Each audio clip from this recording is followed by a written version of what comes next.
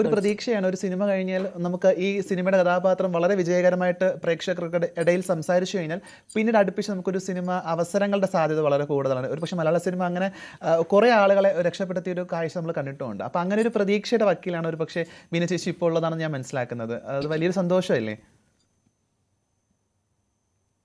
തീർച്ചയായിട്ടും 100% ഞാൻ ഒരുപാട് ആഗ്രഹിക്കുന്നു. എനിക്കിനി ഇതുപോലുള്ള വെറൈറ്റി കഥാപാത്രങ്ങൾ ഇനിയും എന്നെ തേടി വരും എന്ന് ഞാൻ 100% വിശ്വസിക്കുകയാണ്, പ്രാർത്ഥിക്കുകയാണ്. പിന്നെ നിങ്ങളുടെ എല്ലാവരുടെയും സ്നേഹവും പ്രാർത്ഥനയും ബ്ലെസ്സിങ്സും ഒക്കെ കൂടി ഉണ്ടല്ലോ. അപ്പോൾ തീർച്ചയായിട്ടും എന്നെ കൺസിഡർ ചെയ്യും എന്ന് ഞാൻ വിശ്വസിക്കുന്നു. തീർച്ചയായിട്ടും ഇപ്പൊ ഈ സീരിയൽ അഭിനയത്തിൽ ഒരു പക്ഷേ കുറേ കാലം ഒരു നീണ്ട വർഷം അവിടെ ഒരു ലൈഫ് കടന്നുപോയ ഒരാളാണ് ബീന ചേച്ചി. ഒരു പക്ഷേ ശക്തമായ നെഗറ്റീവും പോസിറ്റീവും ഒക്കെ ഉള്ള അഭിനയങ്ങൾ കാഴ്ചവെച്ച് നമ്മുടെയൊക്കെ മനസ്സിൽ എപ്പോഴും എല്ലാ കാലത്തും ഉള്ള ഒരാളാണ്. ഒരു സീരിയൽ അഭിനയം ആയിരുന്നു ഒരു പക്ഷേ സിനിമയിൽ അവസരങ്ങളുടെ എണ്ണം കുറച്ചതായിട്ട് എപ്പോഴെങ്കിലും തോന്നിയിട്ടുണ്ടോ?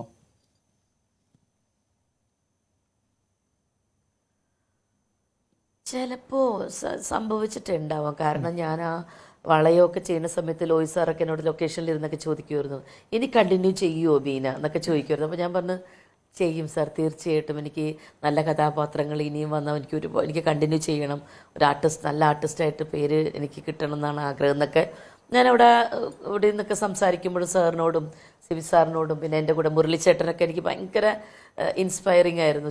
മുരളിച്ചേട്ടനൊക്കെ പറയുമായിരുന്നു, നീ സീരിയസ് ആയിട്ട് ഇതിനെ കാണണം, നിന്നിൽ ഞാനൊരു നല്ലൊരു ആർട്ടിസ്റ്റിനെ കാണുന്നുണ്ടെന്നൊക്കെ എന്നെ മോട്ടിവേറ്റ് ചെയ്യുന്നത് എല്ലാവരും. പിന്നെ ഓരോ ആർട്ടിസ്റ്റിനോട് സുമാരിയമ്മയൊക്കെ കൂടെ അഭിനയിക്കുമ്പോൾ അതിന് കൂടി ചേട്ടനോട് പിന്നെ നമ്മുടെ ഉർവശി ചേച്ചി, ഗൗതമിയുടെ കൂടെ ഞാൻ ഒരു പടം സുഹൃതം ചെയ്യുമ്പോൾ ഗൗതമി എൻ്റെ അടുത്ത് ചോദിച്ചിട്ടുണ്ട്, എന്താ ഹീറോയിനായിട്ട് അഭിനയിക്കാത്തത്? ഞാൻ പറഞ്ഞു, അയ്യോ ഹീറോയിനായിട്ടൊന്നും എനിക്ക് അങ്ങനെ അല്ല, അതിനുള്ള പൊട്ടൻഷ്യൽ ഉണ്ടല്ലോ, എനിക്ക് തോന്നുന്നു നല്ല ഇതായിട്ട് ചെയ്യാൻ പറ്റും. അതുപോലെ പണ്ട് രൂപിണിയുടെ കൂടെ അഭിനയിക്കുമ്പോൾ രൂപിണി എന്നോട് ചോദിക്കുമായിരുന്നു, നല്ല ക്യാരക്ടർ ബീന ചെയ്യണം, ബീനയ്ക്ക് അതിനുള്ള കഴിവുണ്ട് എന്നൊക്കെ. അപ്പോൾ ഞാനപ്പോൾ എൻ്റെ ഭയങ്കര എനിക്ക് കോംപ്ലക്സ് ഉള്ള ഒരാളാണ്. എനിക്ക് ഹൈറ്റ് കുറവ്, എനിക്ക് അത്ര ഭംഗിയൊന്നുമില്ല, ഞാൻ അത്ര സിനിമയ്ക്ക് പറ്റിയ ഒരു ഫിഗറുള്ള ആളൊന്നുമല്ല എന്ന്. പിന്നെ എനിക്ക് അഭിനയം അത്ര അറിയുമോയെന്നറിയില്ല. അങ്ങനെ ഭയങ്കര കോംപ്ലക്സ് ഉള്ള ഒരാളായിരുന്നു ഞാൻ.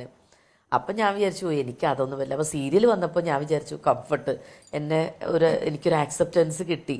തപസ്യയൊക്കെ വന്നപ്പോൾ ഒരു അവാർഡും സ്റ്റേറ്റ് അവാർഡും കൂടി കിട്ടിയപ്പോൾ ഞാനൊന്ന് എനിക്ക് അഭിനയിക്കാൻ വലിയ കുഴപ്പമൊന്നുമില്ല, എന്നെ അംഗീകരിക്കുന്നുണ്ട് എന്നുള്ള രീതിയിൽ ഞാൻ ഇതങ്ങോട്ട് കണ്ടിന്യൂ ചെയ്തു എന്നുള്ളതാണ് സത്യം. ഇപ്പം ഈ ഷംനാഥ് ഒരിക്കൽ പോലും എൻ്റെ ഈ 10-40 സിനിമകളിൽ ഒരു പടം പോലും ഇങ്ങനെ എന്നെ ഇത്രയും ആളുകൾ വിളിക്കുകയോ എന്നെ ഇത്രയും അപ്രീസിയേഷൻ കിട്ടുകയോ അല്ലെങ്കിൽ വിളിച്ചെല്ലാവരും ഇങ്ങനെ എക്സൈറ്റ്മെൻറ്റോടെ പറയുകയൊന്നും ചെയ്തിട്ടില്ല. ഓക്കെ, എല്ലാവരും ഹാപ്പി. ഇങ്ങനെ യോധ ചെയ്തപ്പോൾ ഒരുപാട് പേർക്ക് ഇഷ്ടമായിരുന്നു. പൊന്നാരൻ തോട്ടത്തെ രാജാവ്, അങ്ങനെ ഒരുപാട് ബന്ധുക്കൾ ശത്രുക്കൾ, ഒരുപാട് പടങ്ങൾ, ഭരണകൂടം, പിന്നെ വളയം, മഹാനഗരം പടങ്ങളൊക്കെ ചെയ്യുമ്പോൾ ഓക്കെ നമ്മളതിൻ്റെ ഭാഗമായിട്ട് അങ്ങനെ പോകുന്നു. പക്ഷേ ആദ്യമായിട്ടാണ് ഒരു കഥാപാത്രം ചെയ്തിട്ട് അതിൻ്റെ പേരിൽ എന്നെ ഇങ്ങനെ നിരന്തരം എൻ്റെ ഫോണിൽ മെസ്സേജുകളും അപ്രീസിയേഷൻസും വിളികളും, അത് ശരിക്കും ഫസ്റ്റ് ടൈം. അത് പറഞ്ഞപ്പോഴാണ് ഒരു പക്ഷേ ഇപ്പോഴത്തെ ഒരു കാലഘട്ടത്തിൽ ജെൻസി പിള്ളേർക്ക് ഒരു പരിചയക്കുറവുണ്ട് എന്ന് ബീന ചേച്ചി പറയുമ്പോഴും ആ പിള്ളേരാണ് ഒരു പക്ഷേ ഈ സിനിമയിലെ ഷംനയെ വലിയ രീതിയിൽ സന്തോഷത്തോടുകൂടി സ്വാഗതം ചെയ്തത്. ഒരു പക്ഷേ റീൽസിലും ട്രോളുകളിലും അല്ലെങ്കിൽ പേജുകളിലടക്കം നമുക്ക് വലിയ രീതിയിൽ അത് കാണാനും സാധിക്കുന്നുണ്ടെന്നുള്ളതാണ്. അത് വലിയൊരു സന്തോഷം നൽകുന്നില്ല? പ്രത്യേകിച്ച് ഇപ്പോഴത്തെ ഒരു സോഷ്യൽ മീഡിയ, ഇൻസ്റ്റാഗ്രാം അടക്കമുള്ള പ്ലാറ്റ്ഫോമുകളിലൊക്കെ വലിയ രീതിയിൽ ചർച്ചയാവുന്നുണ്ട്. സത്യം, അതെ അതെ സത്യം. ജെൻസി പിള്ളേർ ഒരുപാട് പേര് ഇപ്പം എവിടെ ചെന്നാലും അവരാണ് സെൽഫി എടുക്കാനും പിന്നെ ഇൻസ്റ്റയിലൊക്കെ എന്തുമാത്രം കുട്ടികളാണ് എനിക്ക് മെസ്സേജ് അയക്കുന്നതൊക്കെ അപ്രീഷിയേറ്റ് ചെയ്ത് ഷംനത്തെ പൊളിച്ചോട്ടെ, ഷംനത്തെ വേറെ ലെവലാണ്, ഞങ്ങൾക്ക് ഷംനത്തെ ഒരുപാട് ഇഷ്ടമായി, ഷംനത്തെ ഞങ്ങളെ കുറേ പേടിപ്പിച്ചു, ഇങ്ങനെയൊക്കെ പറഞ്ഞ കമൻസ് ഒക്കെ പറഞ്ഞു. അപ്പോൾ എനിക്ക് അതിശയം തോന്നി. ഭയങ്കര അക്സെപ്റ്റൻസ് ആണ് അവരിൽ നിന്ന് എനിക്ക് കിട്ടിയത്. അപ്പോൾ അതെനിക്ക് ഭയങ്കര ഒരു ഇതായിരുന്നു. ഈ കുട്ടികളൊക്കെ പുതു തലമുറയിലെ കുട്ടികളല്ലേ, ഈ എന്താണ് ഈ സീരിയലിലൊക്കെ അഭിനയിച്ചിട്ട് ഇനി വരുമ്പോൾ എന്നെ വല്ല ചീത്ത വിളിക്കുമോ, സീരിയലിൽ അഭിനയിച്ചാൽ പോരായിരുന്നു, എന്തിനാ ഇവിടേക്ക് വന്നെന്നൊക്കെ എന്തെല്ലാം ആങ്സൈറ്റി ആയിരുന്നു എനിക്ക്. ഭയങ്കര പേടിയായിരുന്നു എനിക്ക്. ഈശ്വര, ഈ ക്യാരക്ടർ ചെയ്യുമ്പോൾ എന്നെ അങ്ങനെ നെഗറ്റീവ് പറയുമോ? നെഗറ്റീവ് എന്ന് വെച്ചാൽ ക്യാരക്ടറിനെ അല്ല, ഞാൻ ചെയ്തതിൽ എന്തെങ്കിലും അപാകത വരുമോ? അതാണ് എല്ലാം എനിക്ക് ദൈവം തീർത്ത് തന്നത്. അതിലാണ് ഏറ്റവും സന്തോഷം. ഒരാൾ പോലും ബീന ആ കഥാപാത്രം മോശമാക്കി എന്ന് പറഞ്ഞില്ല. പറഞ്ഞില്ലെന്ന് മാത്രമല്ല അത് വലിയ രീതിയിൽ സ്വീകരിക്കപ്പെട്ടു എന്നുള്ളത് വളരെ സന്തോഷത്തിലാണ് വ്യക്തമായിട്ട് നമുക്ക് കാണാനും സാധിക്കുന്നുണ്ടെന്നുള്ളതാണ്. ഒരുപക്ഷെ നമ്മൾ നേരത്തെ പറഞ്ഞതുപോലെ ഈ ഗണപതി ആയിരുന്നു ഈ പടത്തിലേക്ക് കാസ്റ്റിംഗ് നടത്തിയത്. അപ്പോൾ ഒരുപക്ഷെ ഗണപതിയുടെ ആ കോളിൽ ഗണപതി ചോദിക്കുന്നുണ്ട് ബീന ചേച്ചി അഭിനയിക്കുന്നുണ്ടോ എന്നുള്ളത്. ഒരുപക്ഷെ അത്തരമൊരു ചോദ്യം തന്നെ ഒരുപക്ഷെ സീരിയലിൽ സജീവമായിട്ട് നിൽക്കുന്നതുകൊണ്ട് സിനിമ ഒരുപക്ഷെ തിരഞ്ഞെടുക്കപ്പെടാതെ പോകുന്ന ഒരാളായിട്ട് ചിലപ്പോൾ ഗണപതി അടക്കം തോന്നിയിട്ടുണ്ടായിരിക്കാം. അങ്ങനെ ഒരു തോന്നൽ മലയാള സിനിമയ്ക്ക് ഒരു കാലത്ത് ഉണ്ടായിട്ടുണ്ടാവില്ല. കാരണം സീരിയലിൽ സജീവമായിട്ട് നിൽക്കുന്നത് കൊണ്ട് തന്നെ സിനിമയിൽ ഇനി ചിലപ്പം അഭിനയിക്കാൻ സാധ്യതയില്ല എന്നുള്ളൊരു തോന്നല് ഉണ്ടായിട്ടുണ്ടാവാം. കാരണം ഞാൻ ഒരിക്കൽ പോലും ഇതാരോട് കമ്മ്യൂണിക്കേറ്റ് ചെയ്യുകയോ എൻ്റെ മനസ്സിലിങ്ങനെ അടങ്ങാത്ത ആഗ്രഹമായിട്ട് ഞാൻ ക്യാരക്ടർ ചെയ്യണമെന്നാണെന്നൊന്നും ഞാൻ ആരോടും റിവീൽ ചെയ്യുകയോ ഒന്നും ചെയ്തിട്ടില്ല. അപ്പോൾ ചിലപ്പോൾ ഇവരൊക്കെ തന്നെ വിചാരിച്ചിട്ടുണ്ടാവും ഓ അവരെപ്പോഴും സീരിയലിലാണ്, എപ്പോൾ നോക്കിയാലും സീരിയലിടാം, അപ്പോൾ അവരതുമായിട്ട് കംഫർട്ടായിട്ട് പോവാണ് എന്ന് ചിലപ്പോൾ വിചാരിച്ചിട്ടുണ്ടാവാം. എനിക്കറിയില്ല കേട്ടോ, ചിലപ്പോൾ അങ്ങനെയും തോന്നിയിട്ടുണ്ട്. അതുകൊണ്ടായിരിക്കാം ചിലപ്പോൾ എന്നെ ഒരിക്കലും കൺസിഡർ ചെയ്യാത്തത്. പിന്നെ ഓഫ് കോഴ്സ് ഒരു കാര്യം, സീരിയലിൽ പോയ ഡേറ്റിൻ്റെ പ്രശ്നങ്ങൾ ഭയങ്കരമായിട്ട് പലർക്കും ഉണ്ടായിട്ടുണ്ട്. ഡേറ്റ് ക്ലാഷസ്, അവർ വിളിക്കുന്ന സമയത്ത് നമുക്കിവിടെ സീരിയലിൻ്റെ അങ്ങനെയൊക്കെ കുറേ ബുദ്ധിമുട്ടുകൾ പല ആർട്ടിസ്റ്റുകൾക്കും ഉണ്ടായിട്ടുണ്ട്. അപ്പോൾ അതൊക്കെ കൊണ്ടുപോകാം. ഞാൻ പിന്നെ സ്ഥിരം കണ്ടിന്യൂസിൽ നിൽക്കുന്നതുകൊണ്ട് എന്നെ അങ്ങനെ ഡേറ്റ്സ് ഉണ്ടാവില്ല എന്നോ അല്ലെങ്കിൽ അങ്ങനെ ഇവർ ബിസിയാണെന്നുള്ളൊരു ധാരണയും ഉണ്ടായിട്ടുണ്ടാവും. ലോയ് സാർ ഒരിക്കലും പറഞ്ഞിരുന്നു, രാമു കാര്യട്ട് അവാർഡ് ഞാൻ വാങ്ങിക്കാൻ വേണ്ടിയിട്ട് തൃശ്ശൂർ ചെന്നു. അപ്പോൾ അന്ന് എനിക്കും വിനയപ്രസാദിനുമായിരുന്നു, രണ്ടുപേർക്കും ബെസ്റ്റ് ആക്ട്രസ് ആയിരുന്നു എന്താണ് ടി വിയിൽ. ഞാൻ എൻ്റെ ചാരുലതൊക്കെ ആയിരുന്നു കിട്ടിയത്. അപ്പോൾ അവിടെ സിനിമയും സീരിയലും കൂടിയായിരുന്നു. അപ്പോൾ സംയുക്ത വർമ്മയുണ്ട്, സംയുക്തക്ക് അവാർഡുണ്ട്, ലോയ് സാറുണ്ട്.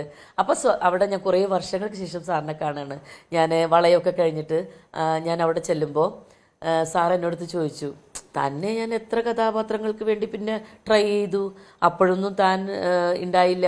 ഞാനപ്പോൾ സങ്കടം പറഞ്ഞു, സാറേ എനിക്ക് സാറിൻ്റെ ആ വളയം കഴിഞ്ഞിട്ട് ഒരു നല്ല കഥാപാത്രം ചെയ്യാൻ പറ്റി. എനിക്ക് വിഷമമുണ്ട്, ഉള്ളിൽ ഭയങ്കര സങ്കടമൊക്കെ ഉണ്ട്, പക്ഷേ എനിക്ക് ഡേറ്റും ഉണ്ടായില്ല.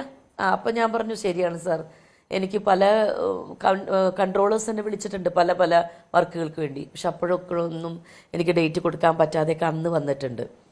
അപ്പൊ അതുകൊണ്ടാവാം ചിലപ്പോൾ പിന്നെ അവരെ മാറ്റി നിർത്തിയതായിരിക്കും. പക്ഷേ ഈ പറഞ്ഞ പോലെ സീരിയലിൽ സജീവമായിട്ട് നിന്നതുകൊണ്ട് സിനിമയിൽ ഈ പറഞ്ഞ ഡേറ്റിന്റെ ക്ലാഷ് ഉണ്ടായിട്ടുണ്ടാവും. ഇല്ല, അല്ല, എനിക്ക് ഒരിക്കലും ഞാൻ റിഗ്രറ്റ് ചെയ്യുന്നില്ല. എന്താ കാര്യം എന്ന് വെച്ചാൽ ഞാൻ അന്ന് എടുത്തത് വളരെ റൈറ്റ് ആയിട്ടുള്ളൊരു ഡിസിഷനാണെന്ന് ഞാൻ എപ്പോഴും വിശ്വസിക്കുന്നു.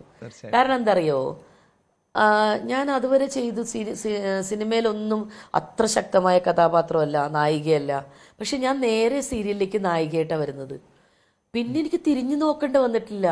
എല്ലാം നല്ല നല്ല ശ്രീകുമാരൻ തമ്പി സാർ ഒരു 10 കഥ, 10 നായികമാരിൽ ഒരു നായിക, ബാക്കി ആരൊക്കെയാ, ശാന്തികൃഷ്ണ, ശ്രീവിദ്യാമ്മ, ലളിത ചേച്ചി, ഇങ്ങനെയാണ് കൺസിഡർ ചെയ്ത്. അതിലൊരാൾ എന്നെയായിരുന്നു കൺസിഡർ ചെയ്ത്.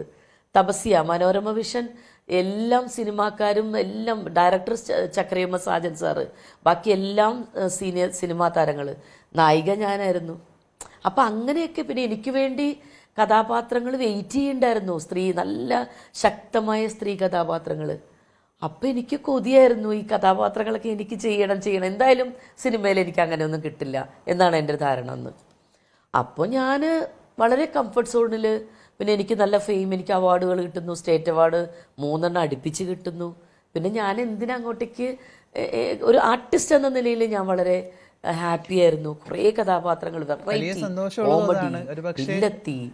നായിക 15 വർഷം നായിക തന്നെ പല മനുഷ്യരോടും കടപ്പാടുള്ള ഒരാളാണ്. കാരണം ഈ പറഞ്ഞ കണക്ക് നായികയായിട്ടൊക്കെ അഭിനയിക്കാൻ അവസരം കിട്ടിയ ആ അവസരങ്ങളൊക്കെ കൃത്യമായിട്ട് ഓർക്കുകയും അതിലൊക്കെ തന്നെ ഭയങ്കര പ്രൗഡായിട്ട് അത് സംസാരിക്കുകയും ചെയ്യുക എന്നുള്ളത് വലിയൊരു അഭിമാനിക്കുന്ന ഒരു കാര്യം കൂടിയാണ്. വലിയ സന്തോഷം ഉണ്ടായിരുന്നില്ല എന്നുള്ളതാണ്. ഇനിയിപ്പോൾ തിരിച്ചൊരു സജീവമായിട്ട് സിനിമയിൽ നിൽക്കണം എന്നുള്ളതാണോ ആഗ്രഹം, അതോ സീരിയലിലേക്ക് ഒരു അവസരം കിട്ടിയാൽ ഇനി തിരിച്ചു പോകും എന്നുള്ളതും കൂടിയുണ്ടോ? അല്ല, ഇപ്പോൾ കുറച്ച് നാൾ എന്തായാലും ഞാൻ നോക്കുന്നില്ല. ഇനി എനിക്ക് എന്തായാലും എൻ്റെ കറക്റ്റ് ഞാൻ പറയാം, എല്ലാം റൈറ്റ് ടൈം എന്ന് പറഞ്ഞാൽ എൻ്റെ മൗനരാഗം കഴിഞ്ഞു. ഞാൻ പിന്നെ ഒന്നും കമ്മിറ്റ് ചെയ്തില്ല. ഈ സിനിമ കമ്മിറ്റ് ചെയ്തതിന് ശേഷം ഞാൻ ഒന്നും വിളിച്ചിട്ട് ഞാൻ കമ്മിറ്റ് ചെയ്തിട്ടില്ല. അപ്പോൾ ഞാൻ എൻ്റെ മനസ്സിൽ ഞാൻ അങ്ങനെ ഒരു തീരുമാനം എടുക്കുമായിരുന്നു, ഇനിയിപ്പോൾ കുറച്ച് നാൾ ഒരു ക്യാരക്ടർ റോൾസ് ചെയ്യണം, എൻ്റേതായിട്ടുള്ള കുറച്ചെങ്കിലും ബിനാൻ്റണി എന്ന് പറയുന്ന ഒരു ആർട്ടിസ്റ്റിനെ ഒന്ന് രേഖപ്പെടുത്തുന്ന കുറച്ച് കഥാപാത്രങ്ങൾ ചെയ്തു വെക്കണം എന്ന് ഭയങ്കര ആഗ്രഹമുണ്ട് എനിക്ക്. അങ്ങനെ ആരെങ്കിലുമൊക്കെ എന്നെ വിളിക്കും ഈ ഇത് കഴിഞ്ഞിട്ടെന്ന് ഞാൻ ആഗ്രഹിക്കുന്നു. ഇപ്പോൾ ശരിക്കും ഒരുപാട് പേര് പറയുന്നുണ്ട് എന്താണ് കഥാപാത്രങ്ങൾ തീർച്ചയായിട്ടും എനിക്ക് വരുന്നു. ഇതുവരെ എനിക്ക് ഒന്നും ഒരു കമ്മിറ്റ്മെൻറ്റും വന്നിട്ടില്ല കേട്ടോ. പക്ഷെ വരും എന്ന് ഉറപ്പിച്ച് ഞാൻ വിശ്വസിക്കണം. ഇനി എനിക്ക് കുറച്ച് നാൾ നിൽക്കണം. ഞാൻ അതുകൊണ്ട് കുറച്ച് നാൾ സീരിയൽ, ഇനി 35 വർഷം സീരിയൽ ചെയ്തതല്ലേ, അപ്പൊ അതുകൊണ്ട് ഇനി കുറച്ച് നാൾ സിനിമ ചെയ്യാം ഒരുപക്ഷെ ഈ ഷംനത്ത് ഞാൻ ആഗ്രഹിക്കുന്നു. നമ്മുടെ പ്രേക്ഷകരുടെ മനസ്സിൽ വലിയ രീതിയിൽ ഭയങ്കരമായിട്ട് അതിജീവിക്കുന്ന ഒരാളായിട്ട് തന്നെ കാണാനും സാധിക്കുന്നുണ്ടെന്നുള്ളതാണ്. ആ സാഹചര്യത്തിൽ ഈ കഥാപാത്രത്തിന് വേണ്ടി ഒരു തയ്യാറെടുപ്പ് നടത്തിയിട്ടുണ്ടായിരുന്നു, ഇല്ലെങ്കിൽ ചിദംബരത്തിന്റെ സജഷൻസ് തന്നെയായിരുന്നു പടത്തിൽ മുഴുവൻ കാണാൻ സാധിക്കുന്നത്? ഞാൻ അതിന് വേണ്ടിയിട്ടൊന്നും ഞാനൊരു തയ്യാറെടുപ്പൊന്നും നടത്തിയിട്ടില്ല. ഇവൻ പറഞ്ഞപ്പോൾ ഗണപതി എന്നോട് ക്യാരക്ടർ പറഞ്ഞു, ജസ്റ്റ് ഒരു ഇത് പറഞ്ഞു. അത് ഞാൻ അവിടെ അഭിനയിക്കുമ്പോൾ ഞാൻ ആക്ച്വലി ആദ്യം ആ ഒരു നെഗറ്റീവ് ഷെയ്ഡല്ലേ എന്ന് ഓർത്തിട്ട് ആ ജയിൽ സീനിൽ കുറച്ചും കൂടി ഒരു ഇങ്ങനെയൊക്കെ ഒരു ഭയങ്കരമായ ഒരു ഇതിലൊക്കെ അങ്ങനെയൊക്കെ ചെയ്തു. അപ്പോൾ ചിദംബരം എന്നെ കൺട്രോൾ ചെയ്തിട്ട് പറഞ്ഞു, വേണ്ട വേണ്ട ചേച്ചി, അത്ര ഒരു ഇത് വേണ്ട ചേച്ചി, ഒന്നും കൂടി ഒന്ന് കൺട്രോൾ ചെയ്തിട്ട് ഒരു നോർമലി ഉള്ള ഒരു ആ രീതിയിൽ ഒന്ന് ചേച്ചി മഞ്ഞുമ്മലൊക്കെ സംസാരിക്കുന്ന പോലെ അങ്ങനെയൊക്കെ സംസാരിക്കാൻ പറഞ്ഞു, അത്ര മതി, അല്ലാണ്ട് ഭയങ്കര ഒരു ഇത് വേണ്ട. അപ്പോൾ അങ്ങനെ ചെയ്തപ്പോൾ അത് കൃത്യമായിരുന്നു. പിന്നെ എന്നെ ഒരിക്കലും അവനൊരു എന്നെ ഇങ്ങനെ ഇത് ചെയ്യേണ്ടി വന്നിട്ടില്ല. പിന്നെ ഞങ്ങൾ സംസാരിച്ച് ചില ഡയലോഗ്സൊക്കെ അപ്പം ഇമ്പ്രവൈസ് ചെയ്ത് അവർ രണ്ടുപേരും കൂടെ വന്നിട്ട് അങ്ങനെ പറയും ചേച്ചി ഇതൊന്ന് പറഞ്ഞു നോക്കി, അപ്പം അങ്ങനെ പറഞ്ഞു നോക്കി, അത് മറ്റത് അങ്ങനെ ഒരു ഗ്രൂപ്പ് ഡിസ്കഷൻ തന്നെ നടത്തിയാണ് ഞങ്ങൾ പിന്നെ ഓരോന്നും ചെയ്തത്. ഒരുപക്ഷെ കുറെ കാലത്തിന് ശേഷമാണ് സിനിമയുടെ ലൊക്കേഷനിലേക്ക് എത്തുന്നത്. അപ്പോൾ ഒരു ഭയമായിരുന്നു ഉള്ളിലുണ്ടായിരുന്നത്, ഒരു എക്സൈറ്റ്മെന്റ് ആയിരുന്നു. പ്രത്യേകിച്ച് ചിദംബരം പോലുള്ള ഒരു ഡയറക്ടറുടെ മുന്നിലേക്ക് നമ്മൾ എത്തുന്ന സമയത്ത് ഒരു പക്ഷേ പലർക്കും ഒരു പേടി ഉണ്ടായിരിക്കാം. അങ്ങനെ ഒരു പേടിയായിരുന്നോ തോന്നിയത്? ചിദംബരത്തിൻ്റെ പേടിയല്ല. ചിദംബരം എന്ന് പറഞ്ഞാൽ എൻ്റെ മകനായിട്ട് അവന് എനിക്കൊരു ഫ്രീഡം തരും എന്നൊക്കെ എനിക്കറിയാം. എൻ്റെ ഭയം അതൊന്നും ഇല്ലായിരുന്നു. ഈ പ്രോംപ്റ്റിംഗ് ഒന്നും ഇല്ലാതെ ഈ സിങ് സൗണ്ട് എന്ന് കേട്ടപ്പോൾ അതാണ് എന്നെ ഭയപ്പെടുത്തിയത്. അല്ലാതെ എക്സൈറ്റ്മെൻറ്റും സന്തോഷവും ആ സിങ് സൗണ്ട് ആയിരുന്നു. സ്പോട്ടിൽ നമ്മൾ ഇത് ചെയ്യണേ, അപ്പോൾ ഒരാളുടെ ഒരു ഹെൽപ്പില്ല, നമുക്ക് പ്രോംപ്റ്റിംഗ് ഇല്ല, ഒറ്റയടിക്ക് ആ സീൻ എടുക്കുകയാണ്. എന്നോട് അസോസിയേറ്റ് പറഞ്ഞത് നമുക്കപ്പോൾ ആ സീൻ നമുക്ക് ഒറ്റയടിക്ക് അങ്ങോട്ട് ആദ്യം പോവാം അല്ലേ. ഞാൻ പറഞ്ഞു ആ പോവാം. ഞാനോർത്ത് ഈശ്വര, അതിലാണെങ്കിൽ ഷംനത്തെ മാത്രമേ ആദ്യം സംസാരിക്കുന്നുള്ളൂ, മറ്റേ നായിക ഫർസു ആദ്യമൊക്കെ അതിൽ അതെ അങ്ങനെയൊക്കെ പറയണുള്ളൂ. അപ്പം എനിക്കൊരു ഭയങ്കര പേടിയാണ്. പക്ഷേ എന്നെ അവർ കംഫർട്ടാക്കി കുറേ നമുക്ക് റിഹേഴ്സലൊക്കെ തന്നു. പിന്നെ ഞാൻ ഒരു 1-2 ടേക്കൊക്കെ കഴിഞ്ഞപ്പോഴേക്കും ഞാനൊന്ന് ആ ട്രാക്കിലേക്ക് വീണു. പിന്നെ എനിക്ക് കോൺഫിഡൻസ് ആയി, പേടിയൊന്നും ഉണ്ടായില്ല. ഉറപ്പായിട്ടും അത് ആദ്യമൊന്നും ഞാൻ പകച്ചുപോയി. 3ാമത്തെ പ്രാവശ്യം ആ വീടൊക്കെ എത്തിയപ്പോഴേക്കും ഞാൻ കുറച്ചൊന്ന് ഇതിലായി ശരിക്കും. ഉറപ്പായിട്ടും ഇപ്പൊ ഈ പറഞ്ഞതുപോലെ മഞ്ഞുമൽ ബോയ്സ് അടക്കമുള്ള വലിയൊരു ചിത്രത്തിന്റെ ഭാഗമായിട്ട് അതൊക്കെ ബോക്സ് ഓഫീസിൽ വലിയ കളക്ഷൻ ഉണ്ടാക്കിയതിനപ്പുറത്തേക്ക് ഇന്ത്യൻ സിനിമ സംസാരിക്കുന്ന ഒരു കഥ ആയിട്ട് മാറിയിട്ടുണ്ടായിരുന്നു. അതുപോലെ തന്നെ ബാലൻ മാറും എന്നുള്ള വലിയൊരു പ്രതീക്ഷ നമുക്ക് എല്ലാവർക്കും ഉണ്ട്. വലിയ സന്തോഷമുണ്ട്. ഒരു പക്ഷേ ബാലൻ കാണാത്ത പ്രേക്ഷകർ ഇത് സിനിമ കൃത്യമായി പോയി തിയേറ്ററിൽ കാണണം എന്നുള്ളതാണ്. കാരണം ഇതിന്റെ സിനിമാറ്റോഗ്രാഫി മാത്രമല്ല, കഥയ്ക്കും വലിയൊരു സ്പേസ് മലയാള സിനിമയ്ക്കകത്തുണ്ട് എന്നാണ് മനസ്സിലാക്കാൻ ശരിക്കും. അതെ അതെ അതെ. അപ്പൊ എന്തായാലും വലിയ സന്തോഷമുണ്ട് നമ്മുടെ ഈ പ്രത്യേക അഭിമുഖത്തിൽ ബീന ചേച്ചിയുമായിട്ട് സംസാരിക്കാൻ സാധിച്ചത്. നമ്മുടെ സമയക്കുറവ് മൂലം നമ്മൾ ഈ അഭിമുഖം അവസാനിക്കുന്നു. ഒത്തിരി സന്തോഷത്തോടു കൂടി നന്ദി, നമസ്കാരം.